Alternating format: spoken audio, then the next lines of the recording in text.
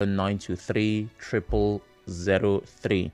Also, you can send messages to our WhatsApp. The WhatsApp number is 080 903 06416. We're live on Facebook and Twitter. That means you can watch as you listen to make your voice heard. So we start from the beginning. The Socioeconomic Rights and Accountability Project, SERAP, has filed a lawsuit against the Senate President Godswill Akpabio and the Speaker of the House of Reps, Tajuddin Abbas, describing as unlawful the plan to spend 40 billion naira on 465 exotic and bulletproof cars for members and principal officials, and 70 billion as palliatives for new members. The lawsuit follows a statement by the Senate President that the clerk of the National Assembly had sent what he called holiday allowances into various bank accounts of senators. In the suit, SERAP is asking the National Assembly to review and reduce the cost. Oh well, as you would expect, reactions trailed that particular one. Not just the lawsuit by SERAP, but the plans by the Senate. Some Port Harcourt residents say the deteriorating economy and persistent inflation should serve as a bedrock for Senate to review and reduce the cost of some projects. It followed the suit, of course, by SERAP for 40 billion and 70 billion. Some residents spoke to our correspondent commending SERAP for filing the suit.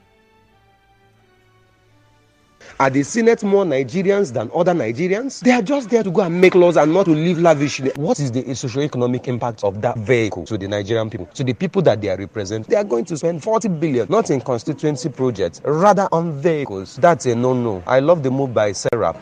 This is just wickedness. You know what is going on. You know all what has been going on in the country. Looking at the economy right now, the socio-economic impact of the spending on the 137 million poor Nigerians should be the first priority instead of spending and wasting the money on SUVs that the principal officials already have. SERAP have been suing FG, have been suing a lot of government officials. What have they really achieved? The judiciary must bring this thing to a bear.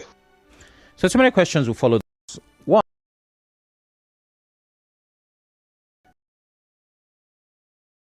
I get it.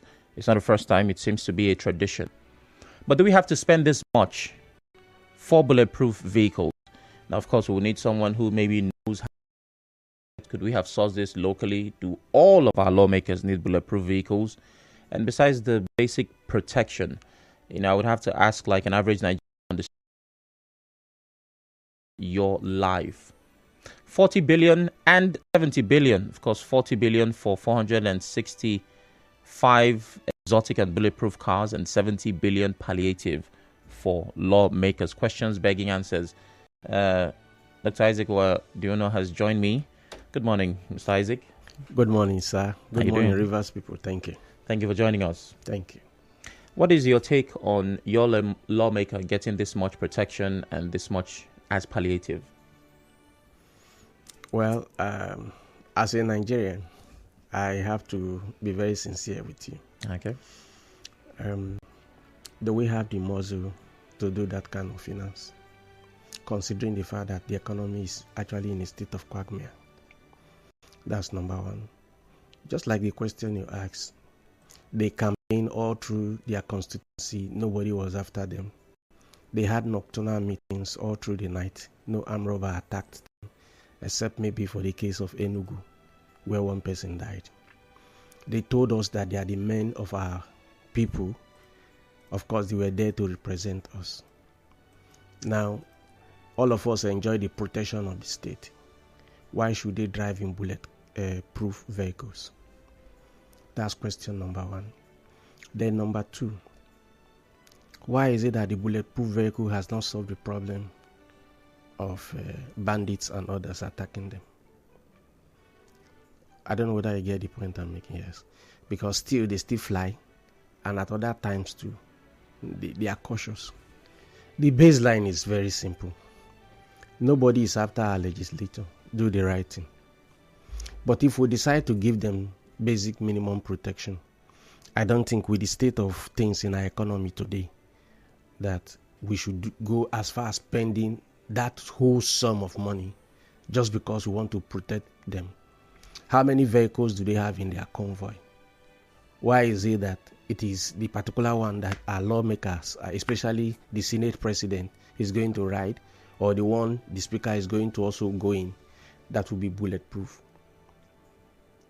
So it raises a very serious question. But as the saying goes, if it's a tradition of the National Assembly, I think it's about time we stop that. Okay, so let's look at the basic protection, and I'm glad you went in that direction. Do you believe that our lawmakers need some level of protection? If yes, what kind of provision should be made for a person in that position? Basic protection by the state is very clear.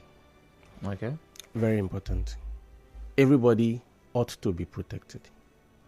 But despite that fact, I think what is given to everybody should apply to the Senate president and as well as the Speaker of the House of Representatives. Dr. Isaac, I own a car, and I know you do as well. Sure. And at this time, I drive myself. Certainly. Right? There is a kind of job I will get. The office comes with a package, right? I could get an official car. Certainly. Now, I might say, no, I have a car. They say, no, for this office, you need this car. The official car might come with a driver. These are things I cannot turn down. It is attached to the office. Certainly. So even though I might want to protest and say, for transportation on a basic level, I have always driven myself, it comes with the office. The office of a representative has benefits that are bigger than what you and I at this our level will get. Whether or not we think it's corruption, whether or not we think it's too much, there are things attached to that office. So, the basic you describe, does it align? Does it sound? Is it befitting for that office? Well, what I outline is actually what is in tandem with the office. I don't think it is part of what is in our constitution to say that the Senate president must drive a bulletproof vehicle. I don't think it's part of our constitution. You can verify. You are giving vehicles for the office of the Senate president. You have your security details. They have their vehicles. You have one or two. Maybe if the one you are riding in is bad, the other one can take you to the destination, which is certain. And of course, that does not in any way imply that if you are a member of the House of Representatives, you should drive Prado. And then, therefore, everywhere you go, it should be. My parents were part of the civil service. I understand what was obtained, except maybe you are going for official duties. But let's agree that the Senate president is in the State House. He's also living at the comfort of the state. That does not mean that we should spend our whoopings on. I'm not against them having the basic thing, but what I'm saying is this. With the way our economy is right now, I think it calls for caution. All right. Could we have sourced locally for this same kind of protection? Now we have, some say manufacturers, others will say assembly, whatever you want to call it. We have Nigerian companies that also produce cars. There's Innocent, there's Nord. I think somebody talked about one other one, which I have not confirmed. But at least these two, we know they are Nigerian brands. Could our lawmakers have sourced for these vehicles locally? Well, there's nothing wrong. If we are talking about local content, it should be part of it. You are buying a Lexus product or you are buying a Toyota product when you know that your economy is not in shape. How do we now encourage local manufacturers so that they can also be very useful? And I don't think, for the much I have heard, Innocent Motors are very, very competitive in the market. So there's nothing wrong if Innocent has to also go along that line. After all, I'm told that the whole of the vehicles supplied to the current governor of Abia State, they are all from Innocent. So what stops us from doing that? I think there's this air of pride that is attached to it, that when you drive a Toyota product in Nigeria, you are driving the best brand. Will I drive a Toyota product? The particular one I drive, is it the best? We'll talk about that later. It's an option. All right, we'd like to take your thoughts. Moving from that, we have a break coming up in 3 minutes. Okay. I have a message here. It says, I'm not surprised that the National Assembly is doing this kind of thing. After all, they've been doing it since democracy. My own is that Labour Party senators and House of Rep members are agreeing to this thing. People voted LP for change, but the way it is, as long as Nigerians are the ones getting elected or more, And people think Labour Party will be different from APC and PDP. Stay deceived, he says. Good morning. It is unthinkable that the federal government will hand over the fuel subsidy palliative meant for people to governors again. Okay, well, we've not got into that. It made our news this morning. The lawmakers need bulletproof cars and even more protection. Who in his right mind will not go for maximum protection after collecting prayers in their mailboxes and taking home jumbo salaries and allowances? I think they need armor tank. Sir Joe says that that is quite interesting. But let's look at what... okay, he didn't give his name. I'm guessing maybe this is a person who supported the Labour Party or a person who argued that they would not be different. What do you make of his position, stating that the party that people believed in also have lawmakers accepting and saying nothing about this? Well, I don't think I have to judge the Labour Party lawmakers for obvious reasons. If what is given to everybody is rejected by members of the Labour Party, it will not change it, because the fraction of Labour Party lawmakers in the National Assembly is very, very infinitesimal. Yeah. True. All right, we have that break coming up now. After that, we'll be talking about the waste dump site along the airport road. Residents are complaining. I have complained, and I'm hoping something is done. Please stay with us.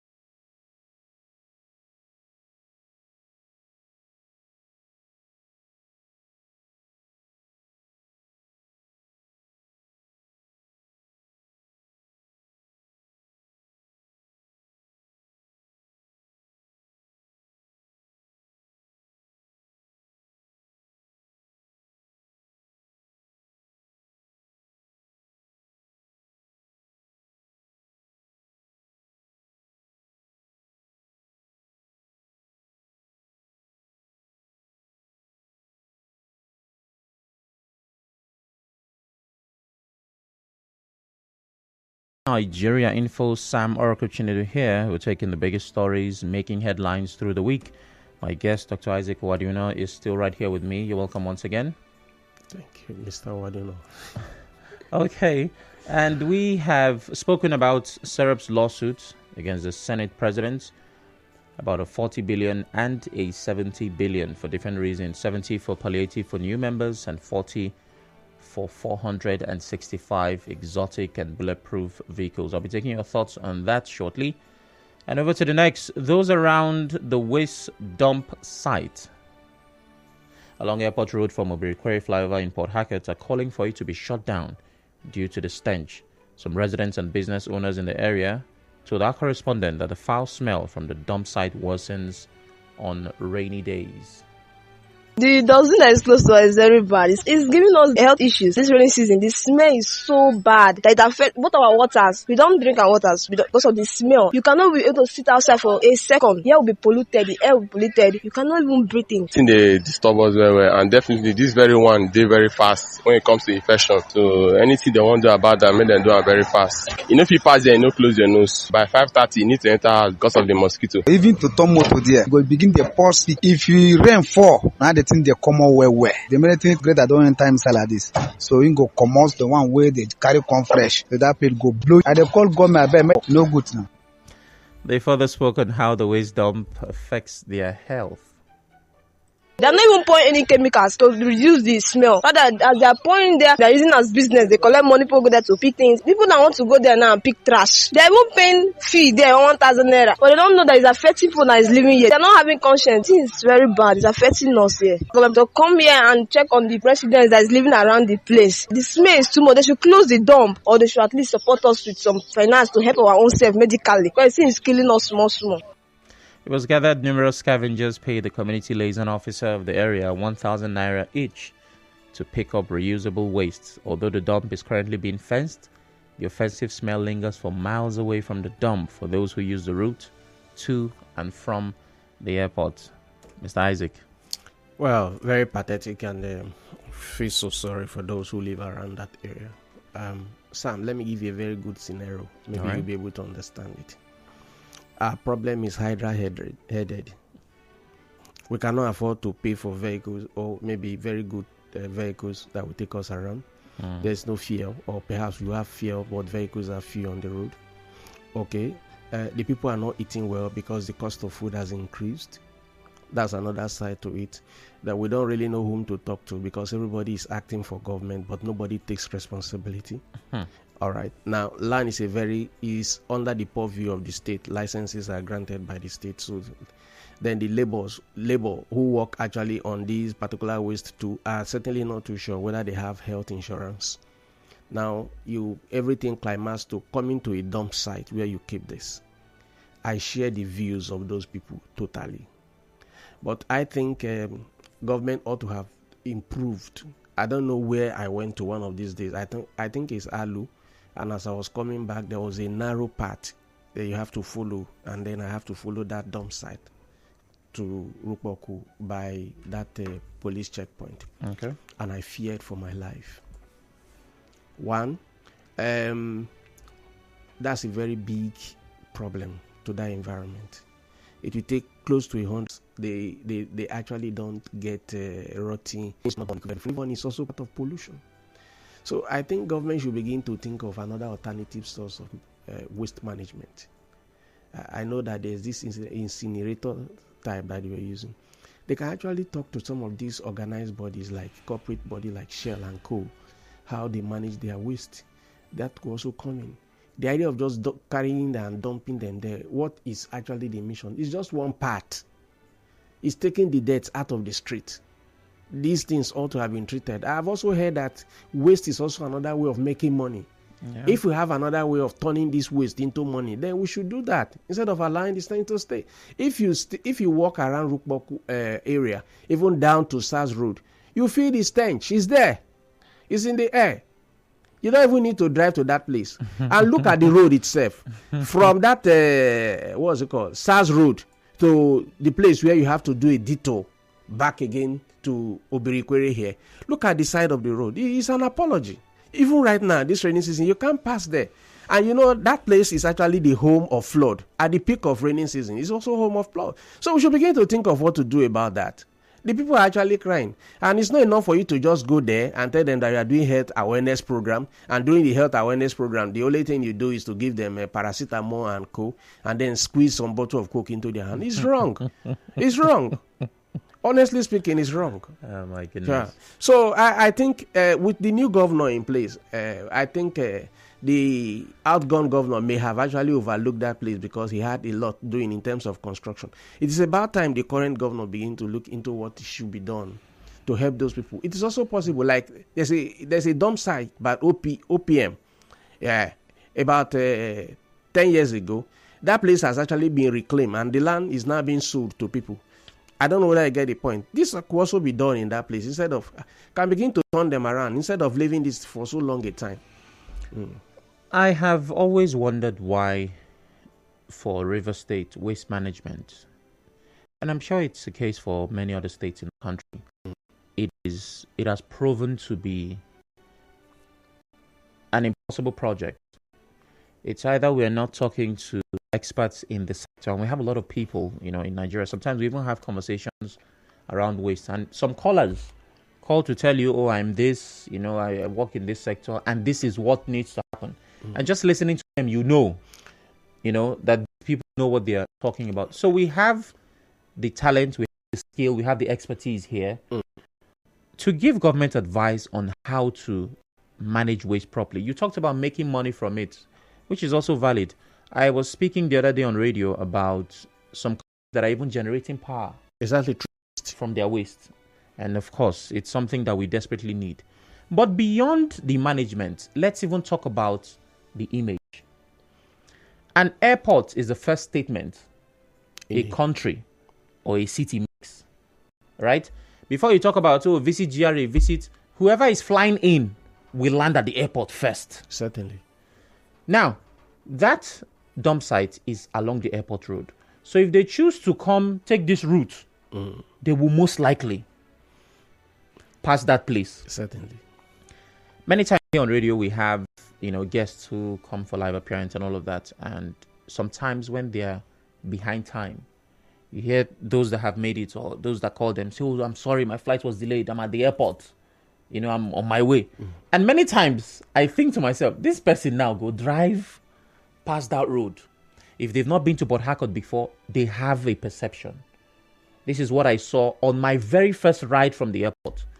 So if the government is not concerned about health, which it should be, are you not concerned about image? Let me approach it from this angle. There are other routes to the airport. So that may also serve. That may also serve as a face-saving measure. Okay. But truth be told, I think if the airport road, which is faster and closer, is anything to go by, it is wrong to have that dumping site along that axis. So the question is, where are we going to take it to? We should take it towards Iwofe. They will tell you it's very close to rivers. Okay, some of the local streams for those who are in the riverine area. Okay, we'll take it to Ogoniland, where shell and oil exploration has actually attacked. Look, let me tell you, there's no need running around. It can still be there if properly managed. That's the truth. If properly managed, it can still be there. The only thing is that government has not. There are over 4 processes involved in waste management.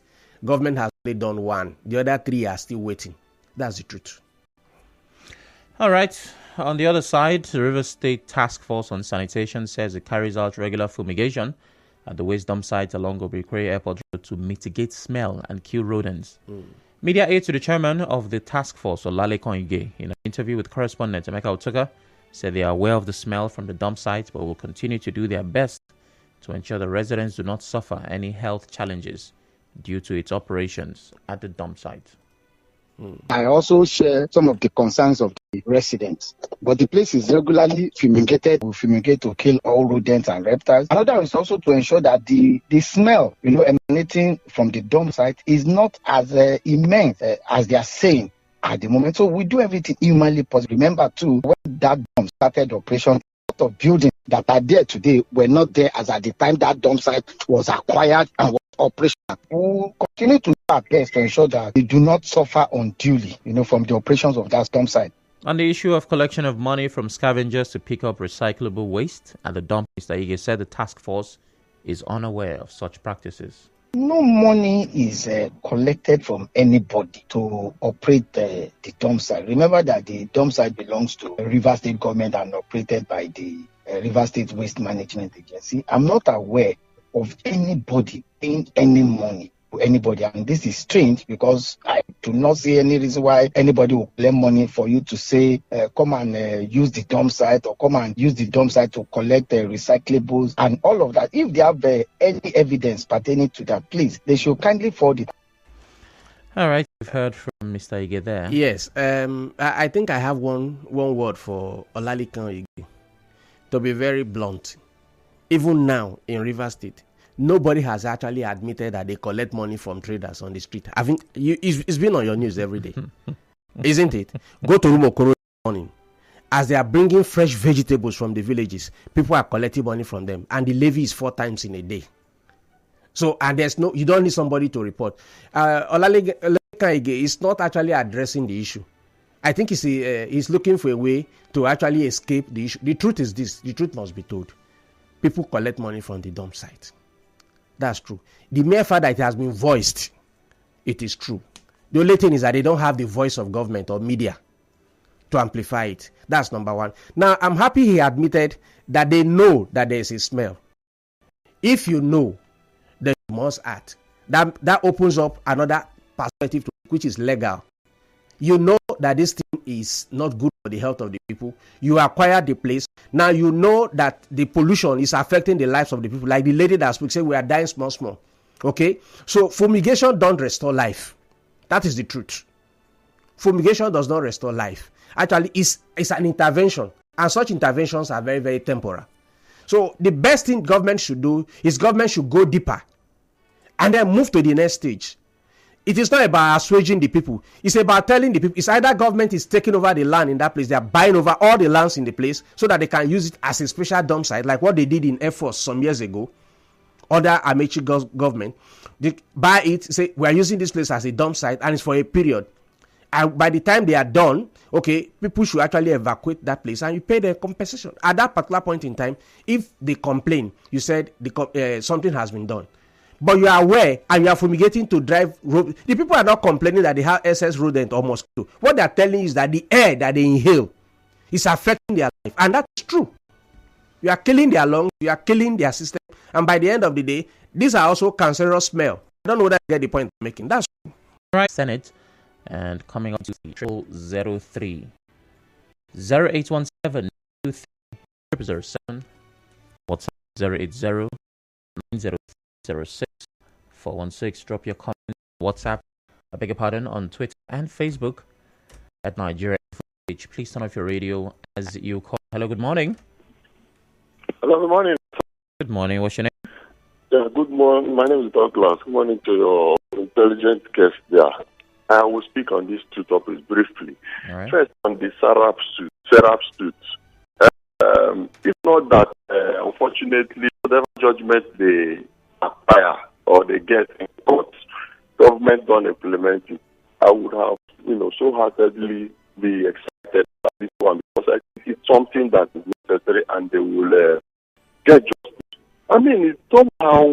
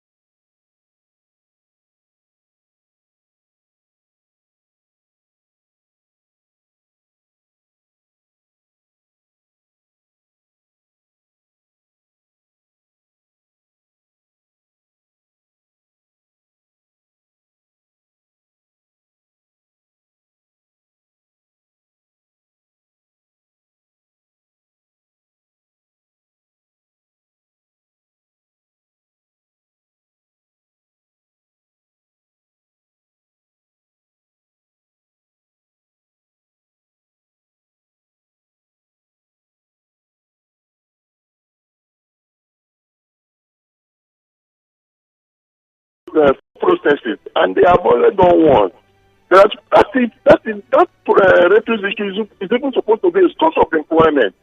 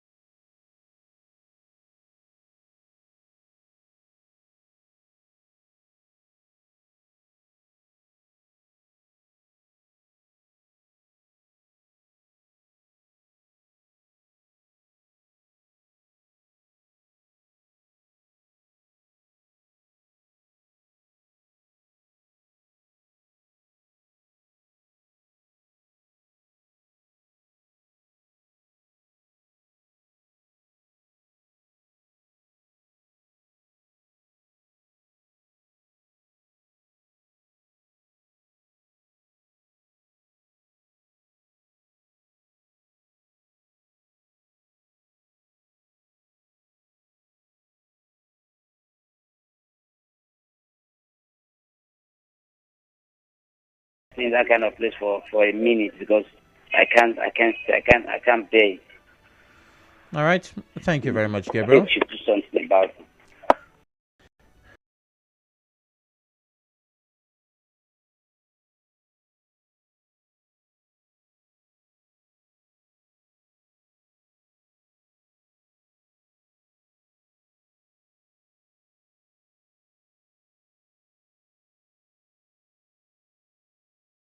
Opinion.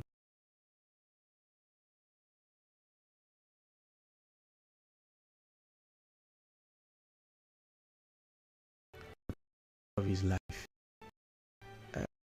The breathe feel through because that's what powers our life. Simple biology tells you that they serve as oxygen for the system. They don't have that value. You know that problem at the in this problem, and of course this is part of pollution. Maybe the guy doesn't fit.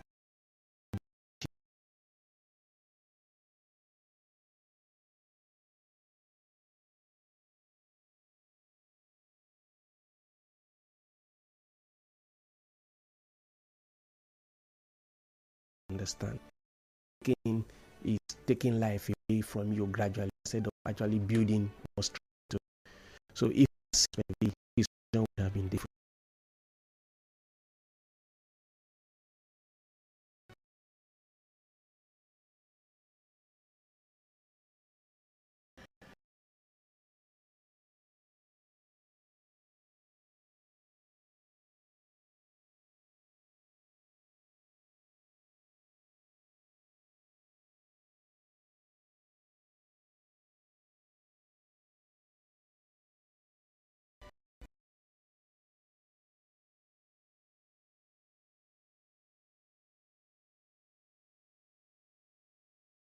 And and and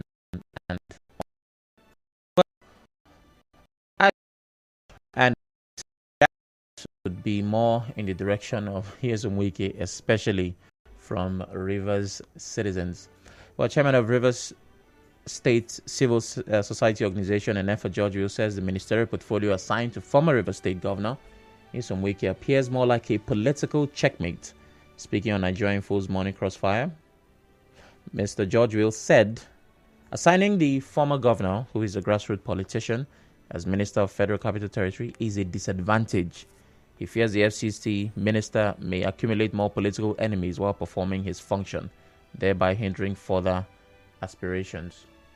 This is more like a political check, a grassroots politician like the governor, who is now more like caged in Abuja as the minister for SPP. It means that he's going to lose a local grip, and in politics is quite dangerous. And secondly, he may not be able to equally foster his political desk. I will not be able to rally around people. And thirdly, he will equally create a lot of political enemies for himself. Of course, being an FCT minister, and I can't say that you are going to demolish property because of urban renewal. But outside that, is within the discretion of Mr. President to so appoint.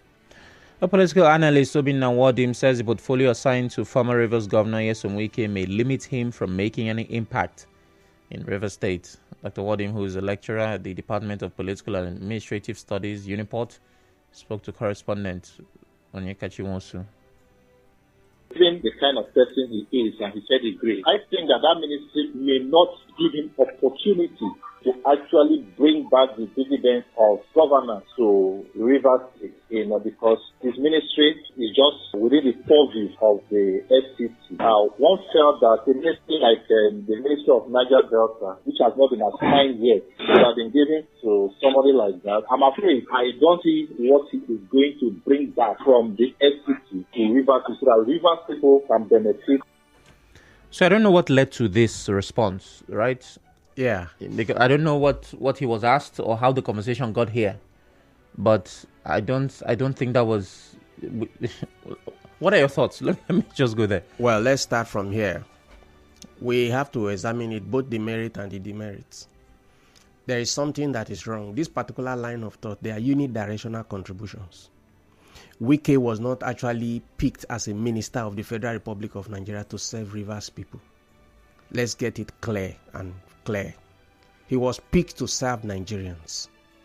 In that capacity, any Nigerian can walk into his office. Sam, if you have a property in Abuja and it's actually being swindled, you can walk into the office and say, please, this is the office of the Minister of the Federal Capital Territory. I have my complaint. So if you are thinking of attracting anything to Rivers State, it should be the listing. He's called to serve Nigeria. That's number one. Number two, if you take or look into his trajectory as a person, as a political figure, Wike has always been a grassroots person. He started as a local government chairman. He was picked as Minister of State for Education. Then he was elevated to the position of governor 2 terms. And now he's made a full-fledged minister of the Federal Republic of Nigeria. Perhaps the next appointment that will be coming to him will be an ambassadorial position. So just look at it from that angle. In his capacity as the governor of Rivers State, he has served. Whether he served well or not is not an issue. The fact is that he has served. And I think it's about time we begin to applaud him because his political career is actually going towards the other side. Whether we like it or not, age is telling on Wike. The Wike we knew as a governor some 8 years ago, it's not the same Wike we are seeing as the Minister of the Federal Capital Territory. The truth is, whether or not Wike, you have to